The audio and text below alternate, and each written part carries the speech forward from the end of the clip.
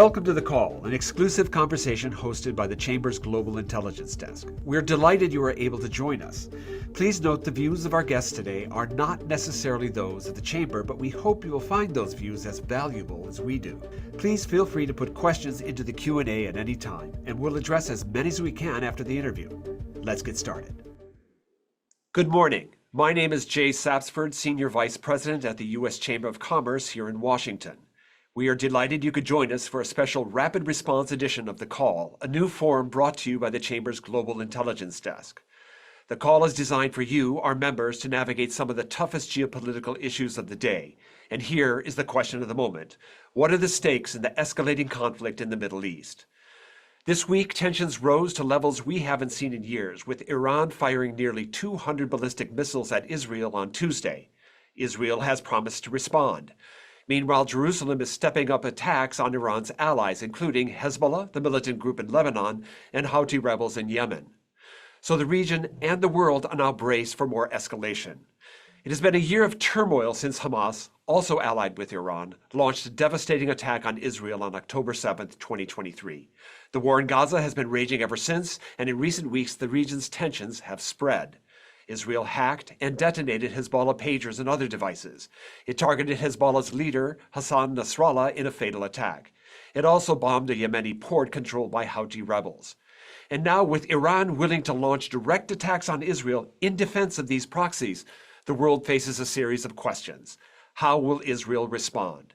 Will the region's conflict widen? Can the U.S. help de-escalate? And how will the conflict reshape the region? With me now is Vali Nasr, a former U.S. government advisor and a professor of international affairs and Middle East studies at Johns Hopkins University. Vali, welcome to The Call. Thank you for inviting me. Good to be with you. Now, Israel said it's going to respond to this week's Iranian missile attack. Presumably, this will come after the Rosh Hashanah holiday. What calculations will Jerusalem make in choosing a target? Well, I think Israel will have to respond to Iran directly on Iranian soil because the missiles were targeted at Israel itself. It is both to deter Iran from further attacks on Israel, but is also important for Israel to convince its own population that it still has the edge, that it's able to protect them, that it's able to deter Iran. And ultimately, Israel currently, its strategy is to show its ability to assert its primacy on the military intelligence field.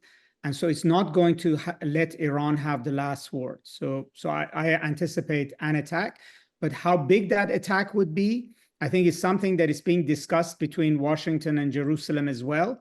Because I don't think it's in Israel's advantage to expand the war at this point in time when it has its hands full in Lebanon and with Hamas, or to invite another round of retaliations by Iran that could prove to be more costly than this one. So what sort of a target would be calibrated to hit that spot where it shows its willingness to respond, but also doesn't provoke something that rises to the level of the trouble that you just mentioned?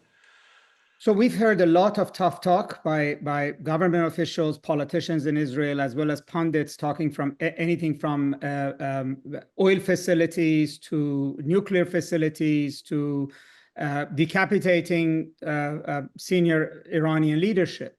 But I think what would be a calibrated attack is first of all, that Israel will step up attacks on Hezbollah, Lebanon, Houthis, and perhaps in Iraq on Iran's proxies, but then hit a military base in Iran. I think the military base has an advantage, as Iran has said, that first of all, you can claim victory, but the other side also doesn't have to show what's happened because it's hidden to the outside world. You target the people who hit you very directly, and Israel can show that it can hit a military target at will and cause a lot of damage, as it did last time. Last time, Israel hit one target. This time, the stakes are higher. Maybe it will hit more than one target or a more significant base. But I think that would be a calibrated attack, one that perhaps the Iranians can then not retaliate to, because also their population won't see the impact of the attack. I see. Well, despite the New York Times this week said the wider war is here. Do you agree? Are we already in a true hot war between Israel and Iran, or is it something else? Well, it depends on how you define a war. I think they are. I mean, they have been for a very long time in a shadow war, which involved cyber attacks, proxy attacks, assassinations of Iranian leaders, etc. But now you actually, when you're firing missiles at one another, it's not possible to say that this is not already a war. I mean, after all, Iran and Israel would never have gone to war with tanks and soldiers because they don't have a border with one another.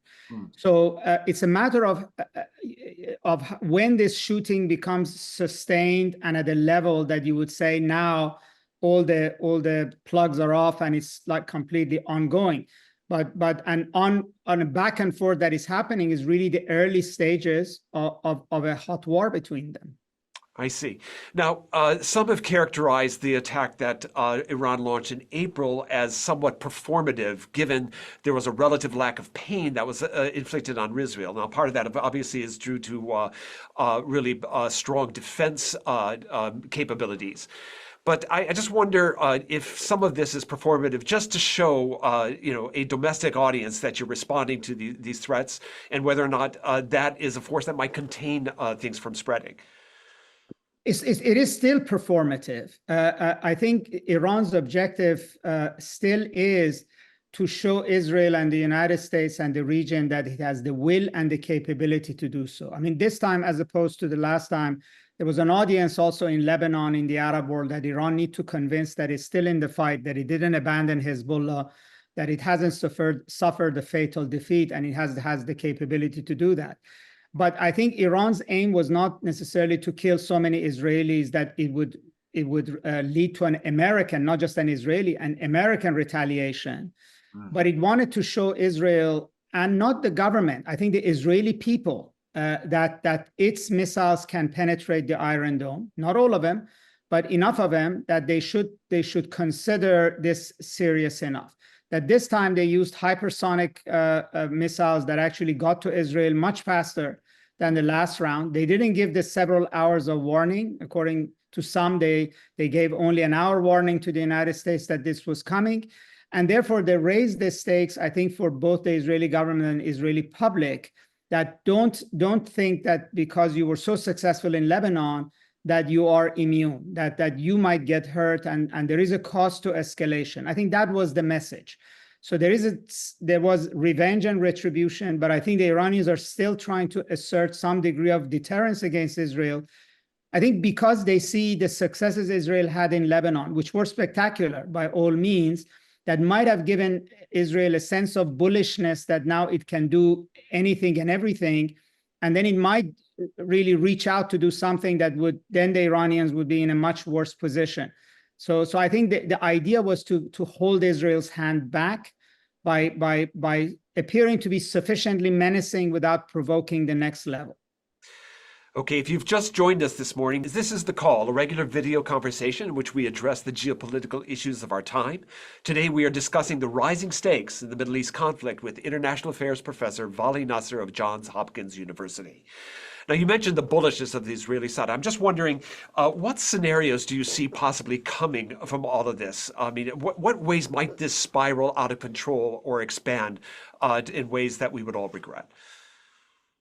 I mean, we are actually right now in those scenarios. In other words, I have to say, unfortunately, the United States is not exercising any kind of a leadership in directing or managing this conflict.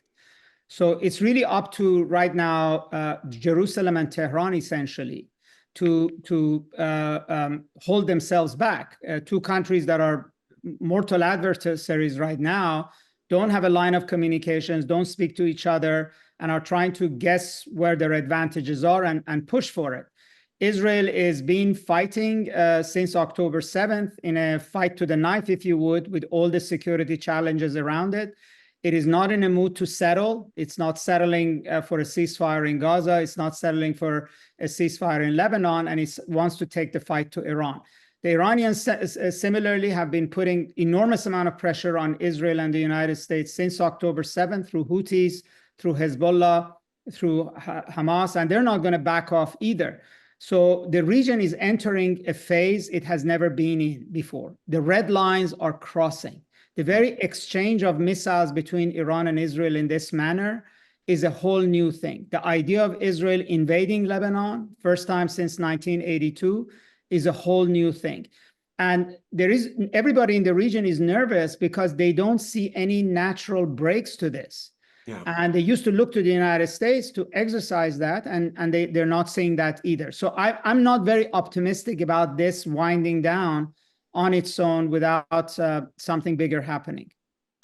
Now, when we get to a moment like this in history, there are usually calculations and miscalculations that led to this place. I wonder if we might go down the list of the active parties here, and I'd like to get your analysis of your take on what the decisions that led us to this place. First, let's start with Israel.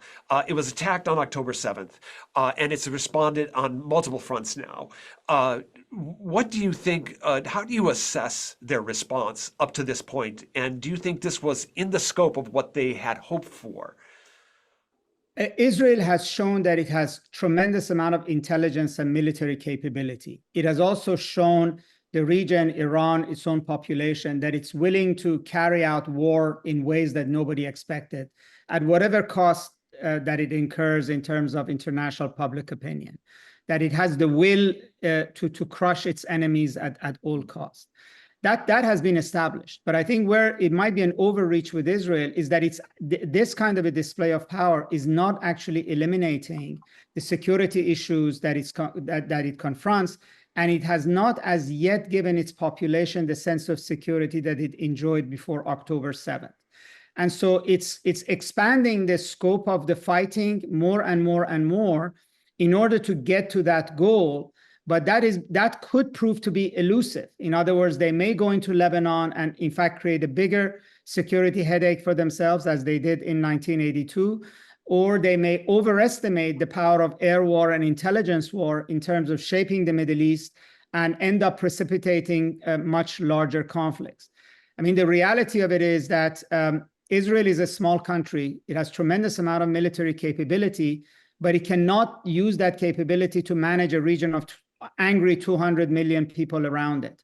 And at some point, even the Arab governments won't be able to control that. On the other hand, Iran may also, as we see, it has already overestimate the power and the capability of this proxy army that is created. And it ultimately does not have enough missiles to fight a missile war with the United States and Israel indefinitely. It just does not have that industrial capacity to stay in that. We saw that even Russia didn't have that industrial capacity to stay in a long war with Ukraine. So both sides may be overestimating what they can achieve at this moment, but neither one is willing to back down or reconsider their strategy. And so I think that the danger is for Israel is to overreach and then end up in a situation that it's not prepared for. And for Iran also to overreach and end up in a conflict that it didn't want and is not prepared for. Well, we've got probably the perfect question at this point in the conversation coming from one of our audience members. Do you expect the U.S. to stand by and follow Israel's lead in this conflict, or will it demonstrate that it will impose a price on Iran regardless of Israel's actions? Well, the United States is in a dilemma because it's very clear that the United States interest, at least since it's now 3 presidents and it's true of both candidates, is that they don't want military entanglement in the Middle East. They don't want a war in the Middle East. Even since October 7, the United States' position was that Israel should defend itself, can defend itself, has a right to defend itself, and the United States will support it. But the U.S. has been wanting a ceasefire in Gaza. It wanted a ceasefire in Lebanon. It deployed Amos Hochstein to achieve that over a year of negotiations. So the U.S. does not want conflict to expand. The problem is that the U.S. does not have a real means of either persuading Israel not to carry out certain things. For instance, the United States admitted that it was not consulted or told about the operation to kill Nasrallah. Nor is the United States in a position to deter Iran So United States steps in at moments like this in order to sort of get both sides to tell both sides, okay, if you're going to retaliate against the other one, do it in a way that it doesn't escalate. That was the message to Iran in the April exchange of fire. It was the message to Iran when Haniya, the head of Hamas, was killed in Iran. And my expectation is that behind the scenes, that's what the United States is doing right now. But the US is not imposing its will on the region. It's not forcing the two sides to accept ceasefires, disengagements that they don't want. This is what the United States used to do. It used to say, yes, you have your interest, we understand it, but we have our interest, and our interest is oil, its interest is stability, we don't want to do this. And right now the US is trying to catch up with events as they happen. And that's part of the whole danger and unpredictability of the situation in the Middle East. Now, the U.S. has famously been trying to pivot to Asia for well over a decade now, and they have.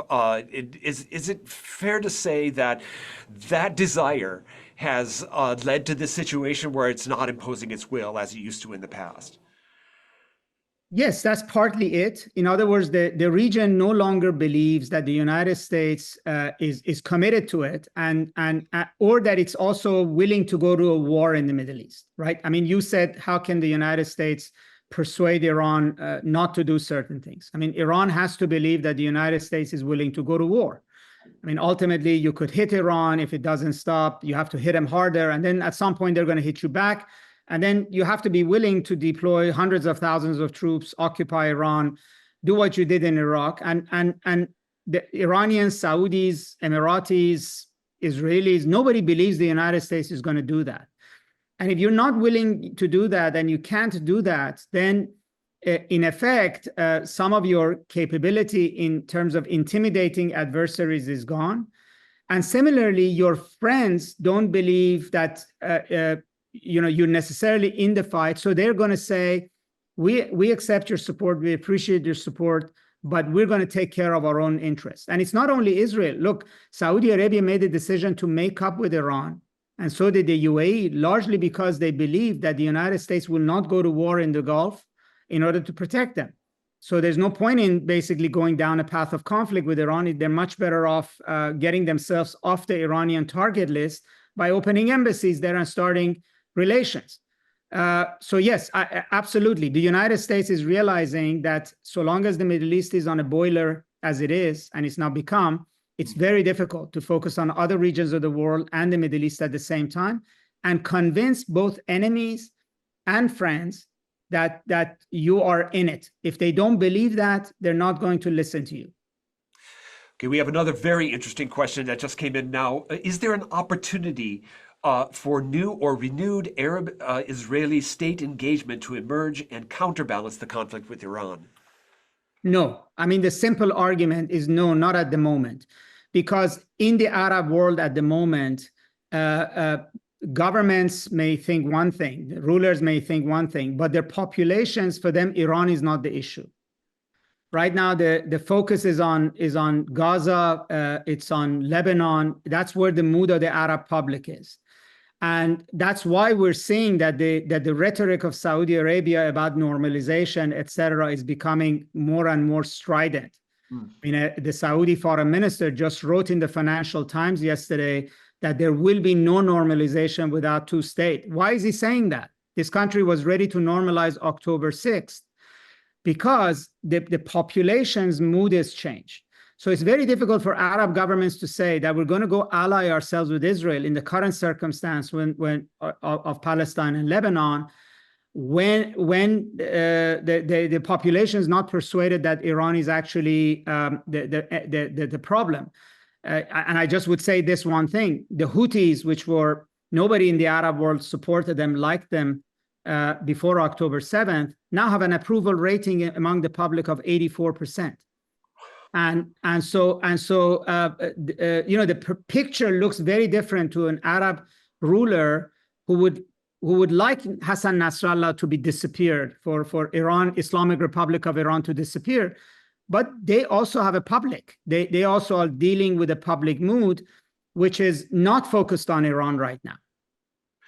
That statistic you just read about the support rate for the Houthis is rather stunning. I'm just wondering, how has Iran, a Shia nation, is one of our questions that came in, been so successful in forming allies with Sunni militant groups? Because it's around the cause. It's not around faith. So with Hezbollah and Shias in Iraq, yes, they're Shia brethren. But the axis of resistance is not about sectarian identity. The axis of resistance is about opposing Israel and the United States. And when the public mood in the region is outraged about Gaza, however way you see it, I mean, I'm not saying that they should be outraged, they should not be outraged. That's besides the point. It's a political fact. I mean, in this country, we read the polls first thing we wake up in the morning. I mean, the polling isn't there, but when you look at social media, when you look at public discussions, it's very clear that the public in the Arab world is with the Palestinians, that in that kind of an environment, that issue becomes the primary issue. And Iran's alliance with Hamas, with Hezbollah, with its appeal to the Arab street, the Houthis, the very reason why Houthis, which are sort of a Shia sectarian group, the Saudis had cast them as an Iranian-backed Shia group, can appeal so widely to the Arab public is because it's all about the Arab-Israeli issue. And this goes to the security question you asked at the beginning, Jay, that Israel can think that it can solve its security issue with the larger Arab world militarily. But unless there is a political settlement that gets the Arab public relaxed about the Palestinian issue, that this takes this out of the conversation at some point, this is going to be a forever problem for Israel. I mean, it's going to be one battle after the other, but this is where Iran's strength is. It's not in the missiles right now. It's in appealing to that sentiment. I wonder if we might sort of touch on some of the ripple effects in terms of economic implications of this. We have, the Iranians have a huge say over what goes through the Straits of Hormuz, for example. We have, the potential for the oil markets, the Red Sea, where the Houthi attacks has forced ships to be rerouted around the Horn of Africa, raising prices of containers. I wonder if you see any other ripple effects and what we should be watching for on that front. Well, when you think about a conflict that can explode in multiple directions, you have to look at all the scenarios. Let's say a war between Israel and Iran or US and Iran, if we come to that, could be short or it could be prolonged. If it's prolonged, then basically it will impact stability in the Gulf. And it's not just the flow of oil and gas from Qatar, Saudi Arabia, et cetera, through the Straits of Hormuz. It's the entire business model of the region, which is built around it being a stable, major hub in global trade, whether it's tourism, airlines, it's about flow of investment. I mean, you have to say then to yourself, would the business model of these countries about becoming global centers, attracting investment, building new industries, et cetera, be viable if they're in a war zone? The unfortunate thing for the West and for these countries is that Iran is the northern shore of the Gulf. And unless and until there is absolutely different reality there, those countries want to manage the crisis rather than solve the crisis. Israel wants to solve the crisis, not manage the crisis. And that's where this divergence is, because Israel is not vulnerable to what happens in the Gulf. Whereas Saudi Arabia, UAE, Qatar understand that if it really comes to war, they may not be parties to the war, but the war will be fought on their territory and through their economies. And if it's a long war, then the consequences could be grave. Now, another audience member is asking what the role of China might be in all of this. We know that China has been, at least at the edges, been exercising some diplomatic initiative in the region. I wonder what your thoughts are on that. I mean, the Chinese don't have any military assets in the region that could actually intimidate anybody or help anybody. And they actually have very little influence on Israel. So you cannot be a player in managing a crisis unless both sides are either asking you to participate, or at least you have leverage with one or the other. Leverage could be positive, or it could be the ability to intimidate the other side. The only power that actually can have a role here is the United States, because it has tremendous amount of military assets in the region, which matter to Israel and matter to the Arab countries, and also matter to Iran in a way of being intimidated by it, and that they also have enormous amount of leverage with Israel. But Russia doesn't have it, Europe definitely doesn't have it, and China doesn't have it. So all of the other ones will be impacted by what happens. China will be impacted by the economic situation in the region, and so will Europe. But they're not in a position to either talk to Tehran to change course or talk to Jerusalem to change course. None of these countries is able to have an impact on a ceasefire in Gaza, which is really the starting point for a diplomatic solution. I mean, if you can't even get a ceasefire in Gaza, you're not going to get anything else in this region. I mean, that's the lowest hanging fruit right now, because Israel can claim, absolute victory there if it chose to. Hamas is pretty much gone. In fact, many people think that Sinwar is perhaps dead even. And if we can't get that, you're not going to get Lebanon, and you're not going to get a bit larger, ceasefire with Iran, between Iran and Israel either. All right, well, let me just close on probably what is the biggest question of all. It sounds like the way out of this is going to be greater U.S. involvement in one form or another. And I just wonder what you think that might look like. Well, I mean, there's another longer way out of it, which nobody wants, which is they go to war and it ends at the end of that, whatever the outcome is, which is not what we want to think about. But avoiding that worst case scenario, which could be very costly to the world economy, is a diplomatic solution, not a peace in the region, but a ceasefire between the main protagonists.